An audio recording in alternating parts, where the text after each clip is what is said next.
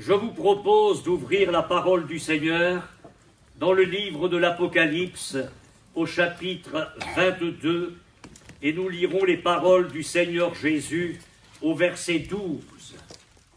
Apocalypse chapitre 22 verset 12.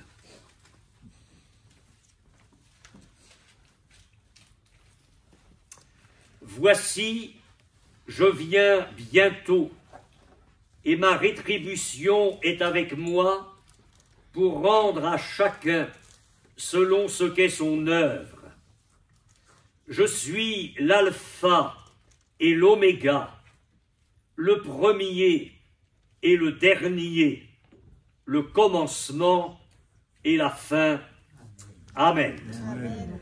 Nous aurons l'occasion de lire ensemble d'autres textes de la parole de Dieu ce matin. Je vous l'ai dit la dernière fois, en abordant avec vous ce passage de l'Écriture, que les commentateurs disent tous que dans cette déclaration de Christ, il se révèle comme la cause première et la finalité de toute chose.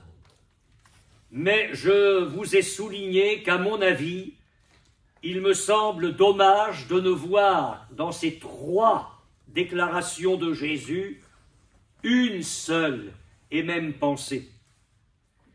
Je crois plutôt que chaque déclaration du Christ, ici, révèle un des traits de sa personne et de son œuvre. Je vous ai parlé la fois dernière de cette parole de notre Seigneur, « Je suis l'alpha et l'oméga ». Et à ce sujet, nous avons étudié ensemble la parole de Dieu pour réaliser que Jésus est le Seigneur de l'Écriture. Il remplit l'Écriture.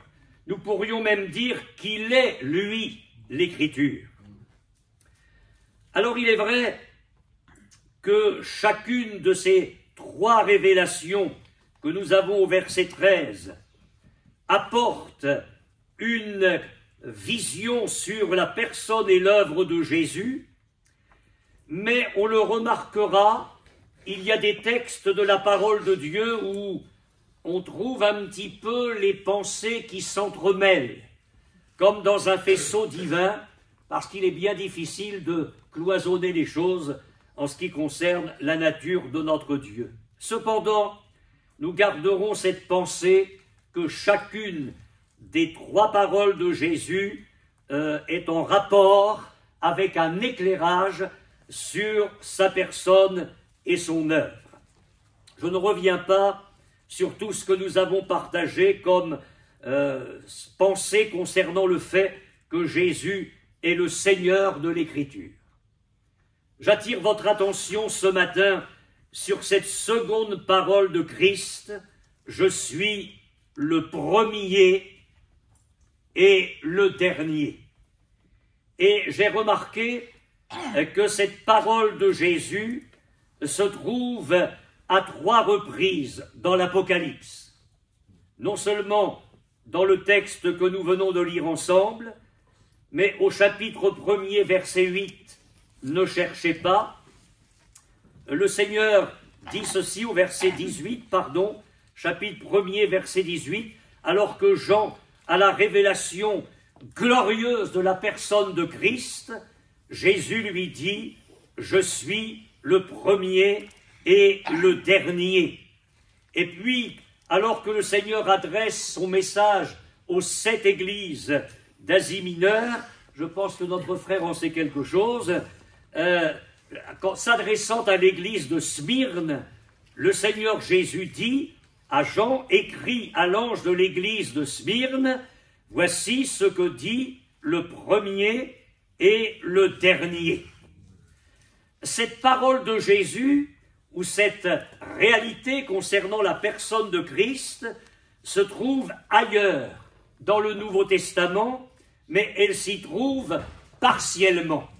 Je veux dire par là qu'il y a des versets où Jésus est présenté comme le premier Et il y a d'autres versets où Jésus est présenté comme le dernier. Et mis à part, et c'est pourquoi je dis que cette dernière révélation de l'Apocalypse est très importante, mis à part l'Apocalypse, aucun texte du Nouveau Testament ne regroupe les deux expressions. Il faut attendre cette parole finale de Jésus qui va regrouper les deux et qui va affirmer avec force, avant que le livre saint ne se referme, « Je suis le premier et le dernier ». J'ai remarqué une belle expression, une belle déclaration sous la plume de l'apôtre Paul. Lorsqu'il écrit sa lettre aux Colossiens, il termine l'un de ses versets en disant à propos de Jésus, « afin d'être en tout le premier ». Cela réjouit profondément mon cœur. Jésus est en tout le premier. Amen. Je suis l'alpha et l'oméga. Jésus est le Seigneur de l'Écriture. Je suis le premier et le dernier. Je ne sais pas si vous avez une idée de ce qui se cache derrière cette magnifique déclaration de notre Seigneur et Sauveur. Je ne vous le dis pas tout de suite, pour que vous restiez jusqu'à la fin. Mais on va le découvrir ensemble. L'étude de la parole de Dieu va nous permettre de savoir ce que Jésus sous-entend là, quand il nous dit « Je suis le premier et le dernier ». Et c'est une loi. Dans l'étude des Écritures, je me permets de vous la rappeler. Prenez-en bonne note pour ce qui vous concerne. Pour savoir ce que la parole de Dieu dit sur un sujet, il faut aller explorer les textes bibliques qui parlent de ce sujet. Alors oui, nous allons découvrir ensemble que Jésus est le premier et le dernier et découvrir ce que cela signifie pour lui et par voie de conséquence pour chacun de nous, parce que c'est ça qui est intéressant aussi. J'aimerais quand même souligner ceci, c'est qu'en disant « Je suis le premier et le dernier », Jésus affirme sa divinité. Pourquoi est-ce que je dis cela? Parce que nous retrouvons cette expression dans l'Ancien Testament, et dans l'Ancien Testament, c'est l'Éternel qui déclare cela. Ésaïe 44, verset 6, ne cherchez pas. Ainsi parle l'Éternel, roi d'Israël et son Rédempteur, l'Éternel des armées. Je suis le premier et je suis le dernier, et hors moi, il n'y a point de Dieu. Et au chapitre 48, verset 12 du livre d'Ésaïe encore, « Écoute-moi, Jacob, et toi, Israël, que j'ai appelé, c'est moi qui suis le premier, c'est aussi moi qui suis le dernier. Si un homme osait dire « Je suis le premier et le dernier », il blasphémerait, parce qu'il se ferait l'égal de Dieu. Or, Jésus ne blasphème pas. Quant au chapitre 22 de l'Apocalypse, il nous déclare avec force « Je suis le premier et le dernier ». Qu'est-ce qu'il veut nous dire? Mais il veut nous dire tout simplement qu'il est Dieu. Alléluia. Il est Dieu. Amen. Amen. Jésus est Dieu.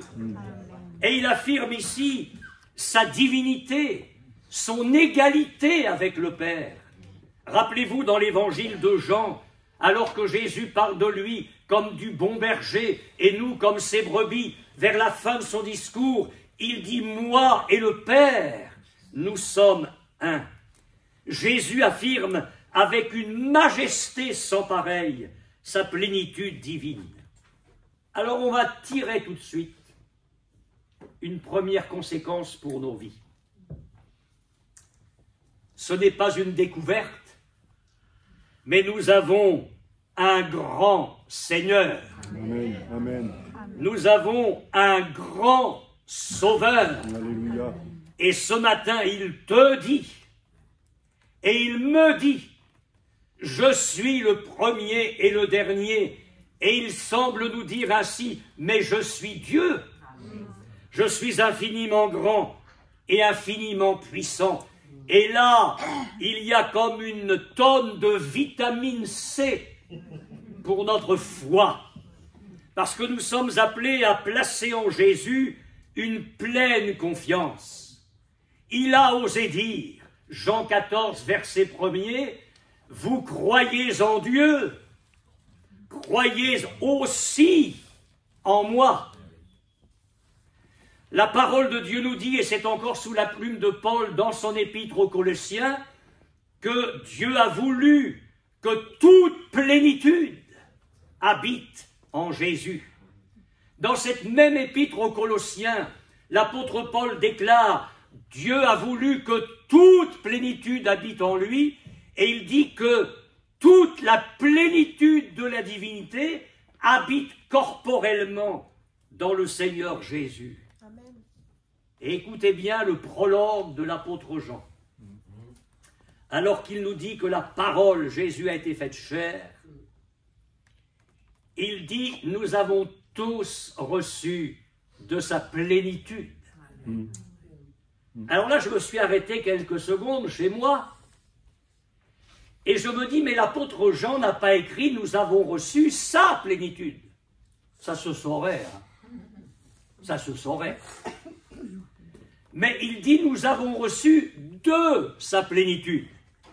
C'est-à-dire que pour vous et pour moi, nous sommes appelés à nous approcher de Jésus.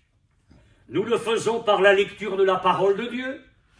Nous le faisons par la prière, les requêtes, les supplications, mais d'abord l'action de grâce et l'adoration. Chez nous, nous l'adorons, nous passons du temps à l'adorer. Et là, le Saint-Esprit prend de ce qui est à Jésus et il nous donne de sa plénitude. Et au fur et à mesure, nous sommes renouvelés dans la plénitude. Et plus je m'approche de Jésus, plus je vis dans la communion de Jésus, plus je reçois de sa plénitude. Et j'ai une bonne nouvelle pour vous, c'est que la plénitude de Jésus, elle est infinie, parce qu'il est Dieu. Amen. Donc nous pourrons toujours venir, la source coulera toujours. Amen. Et ils peuvent venir par centaines de millions, et j'oserais dire par milliards. La plénitude sera toujours la plénitude, Amen. Et nous recevrons de sa plénitude. Tiens, une bonne question. Où est-ce que j'en suis dans ma jauge? Dans ma jauge ce matin, par rapport à la plénitude de Jésus. On peut encore en recevoir aujourd'hui, demain, chaque jour. L'apôtre Paul a écrit quelque chose de très intéressant dans sa première épître aux Corinthiens, c'est au tout début de l'épître. Il dit, vous avez été comblés en ce qui concerne les richesses de la parole et de la connaissance. Il ajoute quelque chose, mais comme je ne prêche pas des pasteurs, je ne vais pas faire de commentaire. Le témoignage de Christ ayant été solidement établi parmi vous. C'est dans la mesure où le témoignage de Christ est solidement établi dans les églises que les chrétiens peuvent être enrichis de ce qui concerne les richesses de la parole et de la connaissance. Mais dans cette même épître aux Corinthiens et dans le même chapitre, Paul dit que Jésus a été fait de par le Seigneur, le Père, sagesse, justification, sanctification et rédemption. Il est Dieu. Il est le premier et le dernier. Alors ce matin, ne vivons pas assoiffés à côté de la source. Ne mourrons pas affamés alors qu'il y a le pain de vie sur la table du Seigneur. Il est là avec des mets gras et succulents. Ne vivons pas faibles alors que la force est là. Ne vivons pas démunis alors que la plénitude est là. Il est en train de nous dire ce matin avec force, je suis le premier. Alléluia. Et je suis le dernier. Amen. Je suis Dieu, je peux tout pour toi. Crois-le, reçois-le, je suis ton Dieu. Amen. Mais enfin, on n'est toujours pas arrivé au cœur du problème. Qu'est-ce que ça veut dire quand même, ça? Je suis le premier et le dernier. Alors, on va faire une petite exploration ensemble de la Bible, si vous le voulez bien. Vous voulez bien lire avec moi la Bible ce matin? Oui, parce que sinon, ce n'était pas la peine d'en acheter une. On va lire dans l'Épître aux Colossiens, chapitre 1er, verset 15.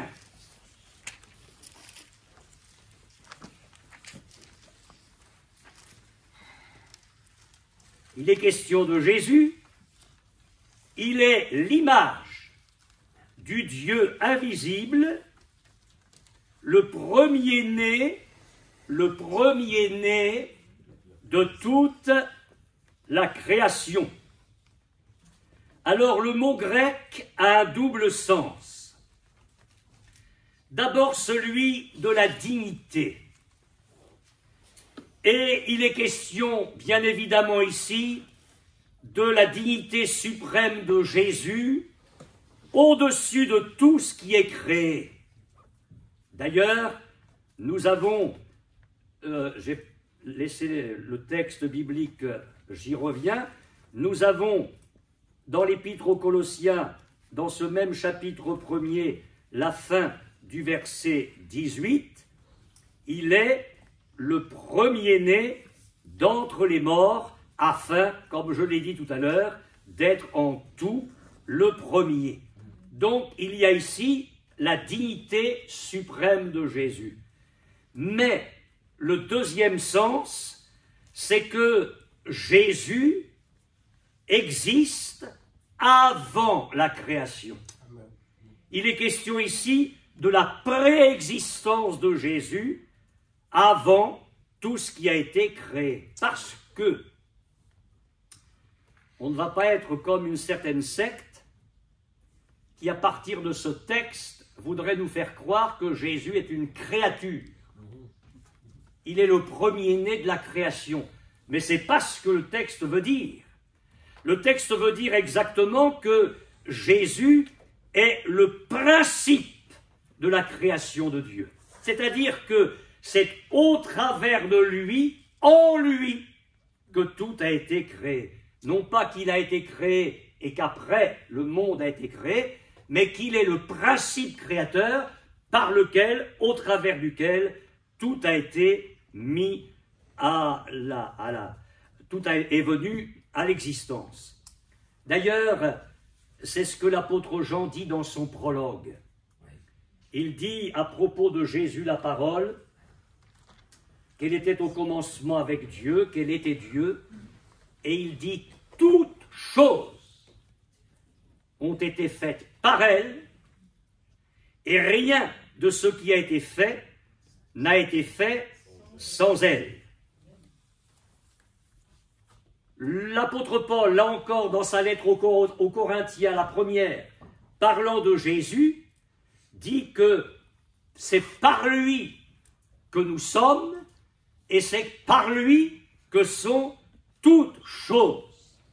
Il est le premier. Il est le premier. C'est-à-dire, et on commence à entrevoir les choses, que tout ce qui vit, tout ce qui a la vie, vient de lui. D'ailleurs, dans le prologue de Jean, j'y reviens, l'apôtre dit « En lui était la vie ». Il y a des milliards de galaxies. On va s'occuper de notre petit pois vert, la Terre. Sur cette Terre, la vie fourmille de partout. Dans le monde végétal, dans le monde animal, dans notre organisme, la vie fonctionne parce que Jésus a été le premier. Il est avant toute chose. Et si je regarde cela de l'infiniment grand à l'infiniment petit, alors j'y découvre en Jésus les perfections invisibles de Dieu. Je découvre en lui sa puissance éternelle. Je découvre en lui sa divinité. Et là encore, on marque un petit point d'arrêt. Est-ce que vous ne pensez pas que cela devrait, ce matin, déclencher notre foi? Notre foi en celui qui est l'auteur de la vie. Et je vais restreindre le cercle en celui qui, de ce fait, peut nous guérir parfaitement. Amen. Amen. Job est au cœur de l'épreuve. Et au chapitre 10 de son livre, à un moment donné, il pose des questions à Dieu. Ne m'as-tu pas façonné comme de l'argile? Ne m'as-tu pas coulé comme du lait? Ne m'as-tu pas caillé comme du fromage?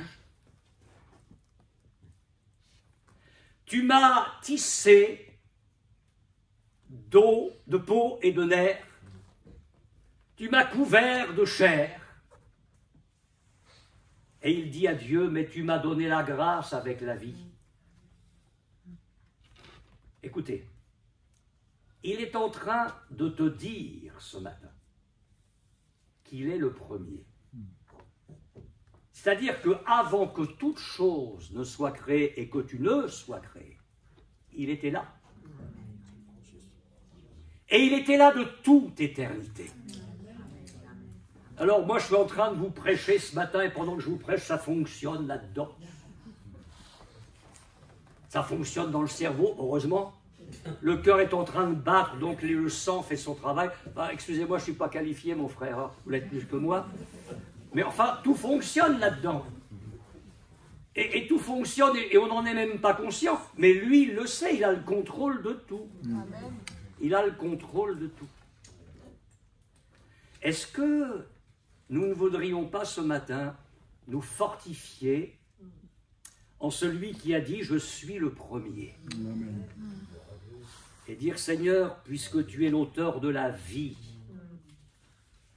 dans le cosmos, l'auteur de la vie physique, puisque tu sais de quoi je suis formé. » L'homme de Dieu disait « Tu m'as tissé dans le sein de ma mère ». Je ne sais pas si David s'est regardé dans le miroir quand il a dit ça, mais il a dit « Je te rends grâce de ce que je suis une créature si merveilleuse ». Je ne sais pas si vous vous dites ça tous les matins, pas par orgueil bien sûr, mais par action de grâce. Une parenthèse, il y a une jeune fille qui dans une assemblée se trouvait très belle. Bon, elle était embêtée avec ça parce qu'elle se trouvait très belle. Alors elle est allée voir son pasteur, puis il a dit « Pasteur, je vais vous confesser quelque chose, je me trouve très belle. Est-ce que c'est un péché ?» Non, non, ma sœur, c'est une erreur. Cela dit,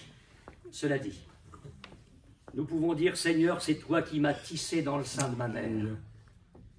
Est-ce que tu ne pourrais pas t'occuper ce matin de ce qui ne fonctionne pas très bien? Mon pancréas, mes terminaisons nerveuses, mon estomac, mes vertèbres. Qu'est-ce que c'est pour toi qui a dit « Je suis le premier » ?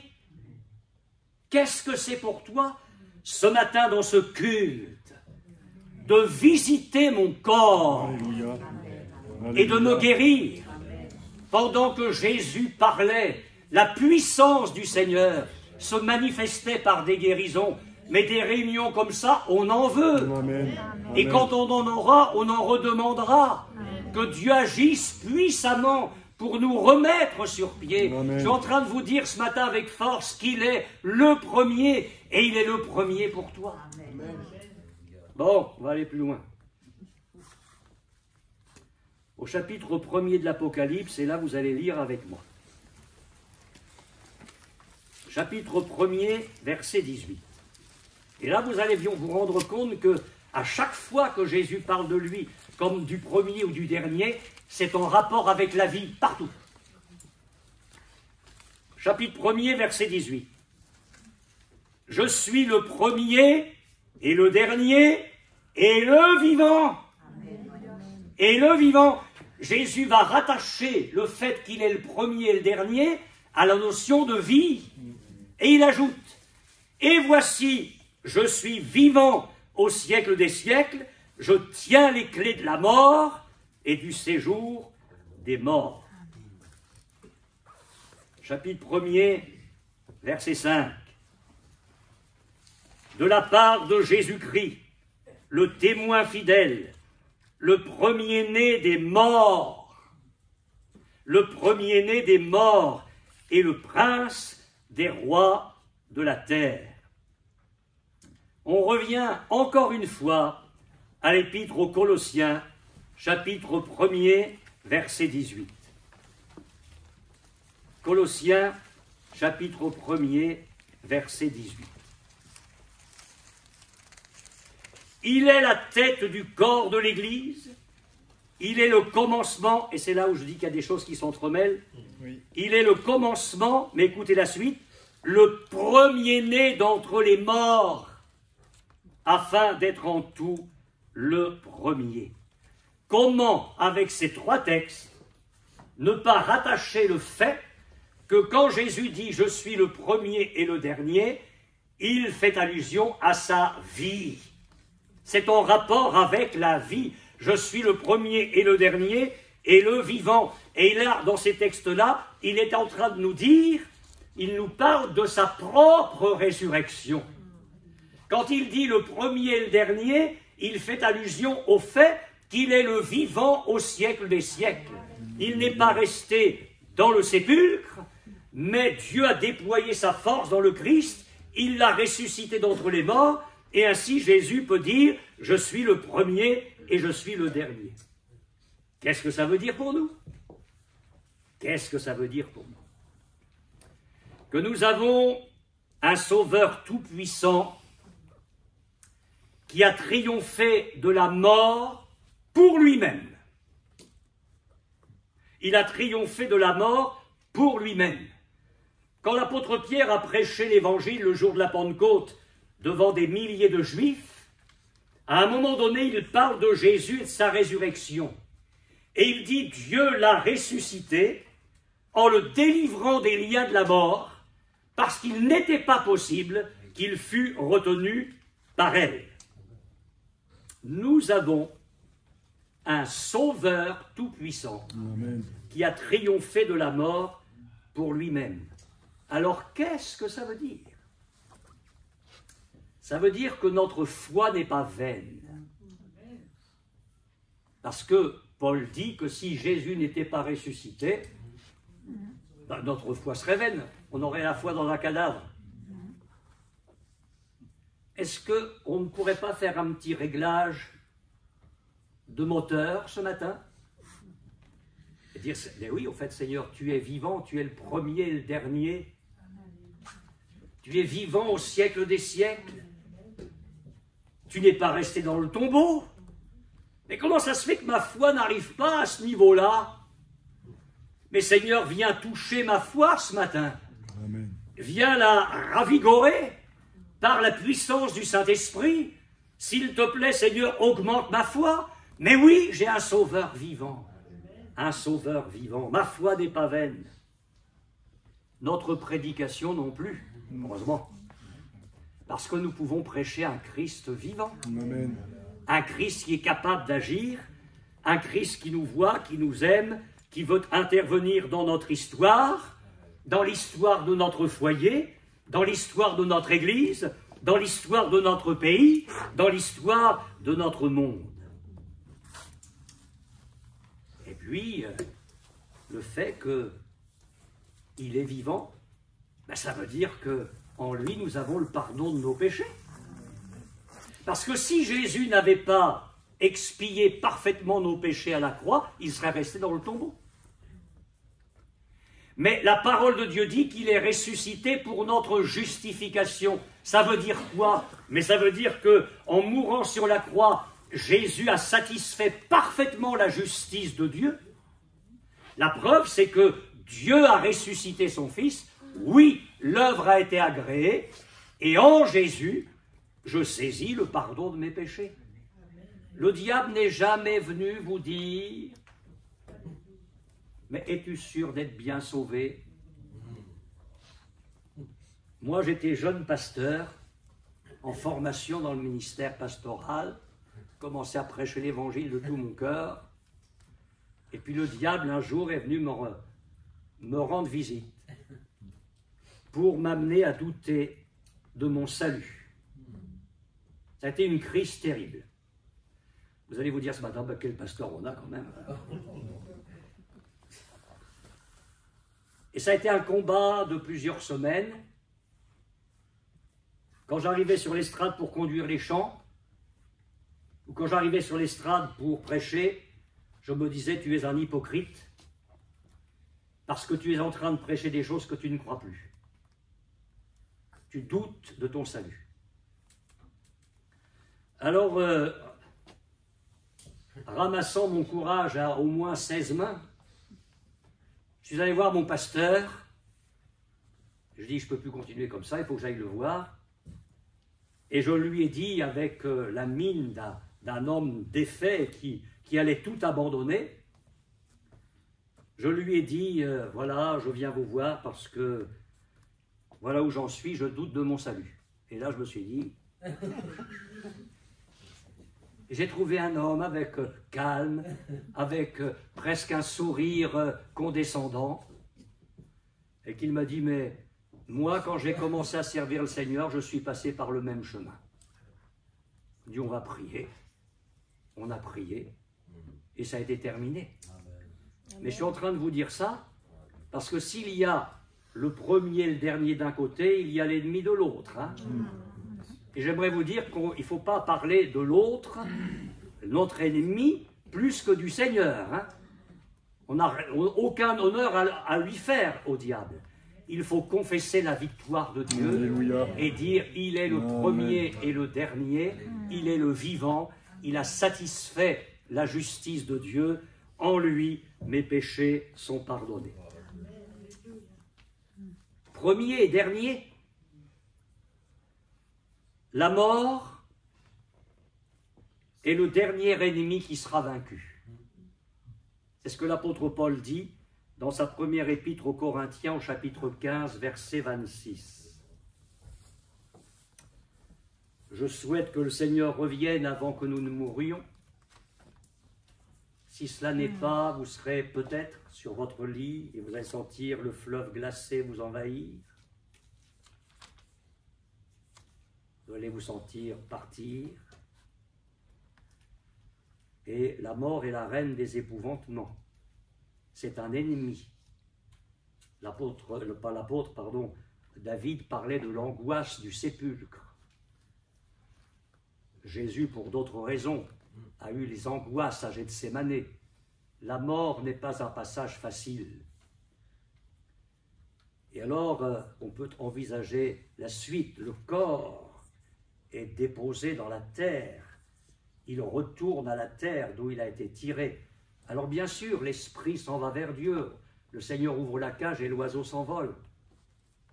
Mais quand même, la mort, c'est quelque chose de terrible. Et là, il est en train de nous dire: je suis le dernier. Le dernier. C'est-à-dire que non seulement lui est ressuscité, et c'est mon troisième point, on va le voir ensemble, nous allons ressusciter. Alléluia. Alléluia. Nous allons ressusciter. Alors, il est la vie, parce qu'il a créé le cosmos. Il est le premier et le dernier, le Seigneur de la vie, parce qu'il est ressuscité lui-même. Et il est le Seigneur de la vie, parce qu'il nous ressuscitera. Premier et dernier. Voulez-vous lire avec moi dans 1 Corinthiens chapitre 15, verset 45.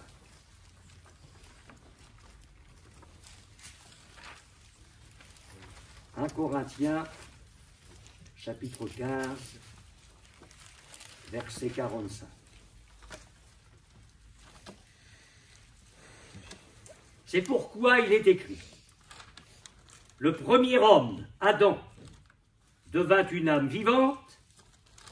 Le dernier Adam, le dernier Adam, parce qu'avec Jésus, plus rien n'est pareil après. Le dernier Adam est devenu un esprit vivifiant. Quand il est parlé du premier, il y a la vie. Quand il est parlé du dernier, il y a encore la vie. Le dernier Adam est devenu un esprit vivifiant. Lisez maintenant avec moi dans le même chapitre, au verset 20. Mais maintenant, Christ est ressuscité des morts, il est les prémices, il est le premier. Il est les prémices de ceux qui sont morts. Et vous remarquez que là encore, c'est en rapport avec la vie, puisqu'il est dit Christ est ressuscité. Car puisque la mort est venue par un homme, c'est aussi par un homme qu'est venue la résurrection des morts. Et comme tous meurent en Adam, de même aussi tous revivront en Christ. Mais chacun en son rang. Christ comme prémisse, il est le premier. Puis ceux qui appartiennent à Christ, lors de son avènement. Là, on touche la fin. Jésus va apparaître ici comme le dernier. Ensuite, écrit Paul, viendra la fin, quand il remettra le royaume à celui qui est Dieu et Père, après avoir détruit toute domination, toute autorité et toute puissance, car il faut qu'il règne jusqu'à ce qu'il ait mis tous les ennemis sous ses pieds. Le dernier ennemi qui sera détruit, c'est la mort. Jésus est le dernier. Il est le premier pour la vie, il est le dernier pour la vie. Écrit à l'ange de l'église de Smyrne. Je ne vous ai pas fait lire verset en entier exprès tout à l'heure. Écrit à l'ange de l'église de Smyrne, voici ce que dit le premier et le dernier, celui qui était mort et qui est revenu à la vie. Quel encouragement pour les chrétiens de Smyrne, parce que juste après, le Seigneur dit aux chrétiens, ne crains pas ce que tu vas souffrir. Le diable jettera quelques-uns de vous en prison et vous allez être éprouvés. Vous aurez une tribulation de 10 jours. Et Jésus ajoute, sois fidèle jusqu'à la mort et je te donnerai la couronne de vie. Il était bon pour ces chrétiens de savoir qu'ils avaient comme Seigneur celui qui était vivant, le dernier qui était mort et qui était revenu à la vie. Et je me suis souvenu de Job. Encore lui. À un moment donné, dans toute son épreuve, il pense à son Rédempteur. Ce n'est pas une mauvaise chose, ça, je vous la conseille. Et écoutez bien ce qu'il dit. Mais je sais que mon Rédempteur est vivant et qu'il se lèvera le dernier sur la terre. Amen. Jésus est présenté là comme le dernier. Alléluia. Qui va être l'espérance de tous les croyants. Son Rédempteur est vivant et il va se lever le dernier sur la terre. Le plus beau, on l'a certainement dans les paroles de Jésus, dans Jean 5. Car comme le Père a la vie en lui-même, ainsi il a donné au Fils d'avoir la vie en lui-même.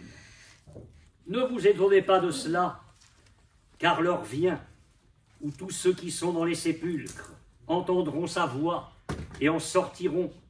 Ceux qui auront fait le bien ressusciteront pour la vie. Ceux qui auront fait le mal ressusciteront pour le jugement. Mais encore, et je vais terminer avec cela parce que j'avais beaucoup de choses à vous dire, mais je m'arrête. À propos de Jésus, le premier et le dernier en rapport avec la résurrection et la vie, il faut souligner le fait que Jésus est le dernier dans l'agenda du Père Céleste. Le dernier dans l'agenda du Père Céleste. Écoutez bien, Jésus au chapitre 6 de l'évangile de Jean, versets 39, 40, 44, 54. Et je vous les lis. Je vous les lis parce que ça vaut son pesant d'or, c'est de l'or divin. Or, la volonté de celui qui m'a envoyé, c'est que je ne perde rien de tout ce qu'il m'a donné, mais que je le ressuscite au dernier jour. Il est le dernier. Et en rapport avec la vie, que je le ressuscite au dernier jour. Un peu plus loin. La volonté de mon Père, c'est que quiconque contemple le Fils et croit en lui ait la vie éternelle, et je le ressusciterai au dernier jour. Il le dit pour la deuxième fois. Quelques versets plus loin. Nul ne peut venir à moi si le Père qui m'a envoyé ne l'attire, et je le ressusciterai. Oh ben maintenant c'est facile, vous pouvez le dire. Hein, au dernier jour, la troisième fois. Et le dernier verset en question, celui qui mange ma chair, et Jésus ne fait pas allusion à la Sainte Seine, hein, il fait allusion à la réalité dont la Sainte Seine n'est que le symbole. Jésus dit, celui qui mange ma chair et qui boit mon sang a la vie éternelle, et je le ressusciterai. Ouais, ça fait un peu... Ça s'appelle une prédication interactive. Je le ressusciterai au dernier jour. Mais 4 fois. 4 fois. Il parle de sa puissance de résurrection vers son peuple, et il dit au dernier jour, au dernier jour, au dernier jour, au dernier jour. Ah, l'enfer peut faire ronfler les turbines à fond. Les démons peuvent multiplier les cachots. Les démons peuvent multiplier les épées avec lesquelles ils sont en train d'égorger nos frères dans le monde. Ils peuvent les enterrer vivants parce qu'ils restent fidèles à leur foi.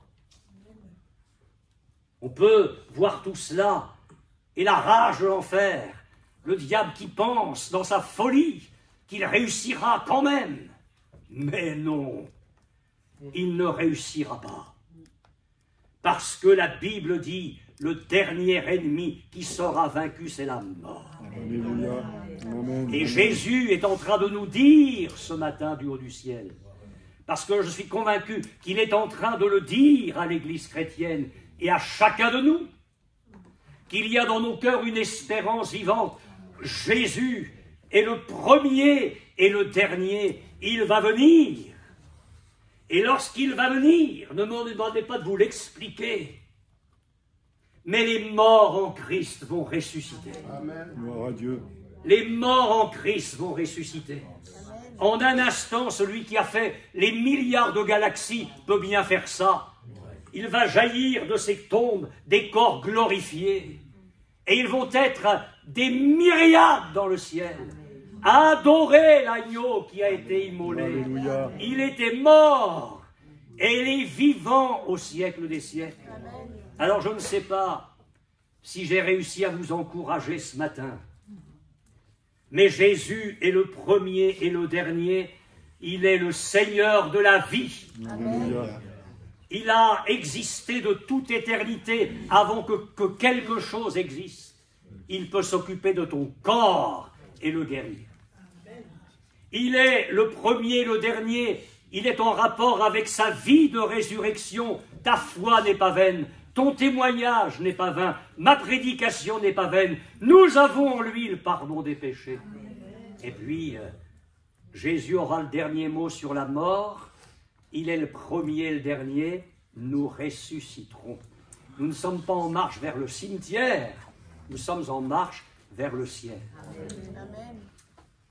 Il me faudrait vous parler de Jésus comme du premier et du dernier en rapport avec le fait qu'il est venu créer une race nouvelle et que nous sommes, nous, en lui, les prémices de ces créatures. J'aurais voulu ce matin vous parler de l'Église, la grande Église, comme de l'assemblée des premiers-nés. Et c'est encore en rapport avec la vie. Et si le Seigneur veut bien me prêter la vie et la vôtre, à moins qu'il ne revienne, ce sera le menu de dimanche prochain. Amen. Nous parlerons de Jésus comme le premier d'une race nouvelle et le dernier de la race nouvelle. Alors, juste pour vous dire ça quand même, parce que ça me démange. Quand il est ressuscité, il y a une parole d'une beauté extraordinaire. Il dit à Marie de Magdala, « Va trouver mes frères. » Mes frères. Mais qu'est-ce qu'ils étaient? Qu'est-ce que nous sommes? Moi, ce verset-là, je le touche du bout du cœur. Que Jésus ose m'appeler frère. Il n'a pas honte de nous appeler frères. Comment allons-nous prendre la Sainte Seine ce matin? Comment? Il est le premier et le dernier. Amen. Et je l'adore. Alléluia. Et je lui donne ma vie. Parce que rien n'est trop beau pour lui. Ni mon temps, ni mon argent, ni mes forces. Il mérite tout de mon être. Il est le premier et le dernier. Il est le Seigneur de la vie. Alléluia. À lui soit toute la gloire. Amen. Amen.